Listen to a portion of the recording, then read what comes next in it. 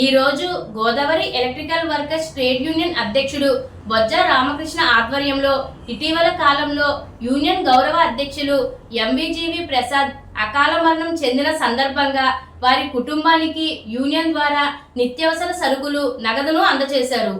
ఈ కార్యక్రమంలో ప్రెసిడెంట్ బొజ్జ రామకృష్ణ మాట్లాడుతూ వారి కుటుంబానికి యూనియన్ ద్వారా కిరాణా సరుకులు మరియు బియ్యం బస్తా అలాగే ఈఎస్ఐ నుండి 15,000 రూపాయలు వారి కుటుంబానికి అందజేయడం జరిగిందని తెలిపారు.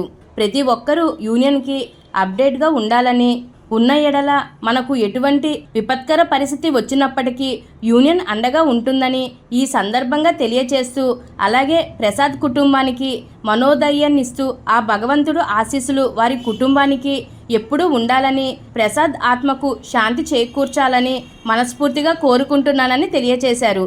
ఈ కార్యక్రమంలో ప్రెసిడెంట్ బొజ్జ రామకృష్ణ, సెక్రటరీ ఆసుపు శ్రీనివాస్, బుజ్జి, కమిటీ మెంబర్ చందు మరియు కమిటీ మెంబర్స్ పాల్గొన్నారు.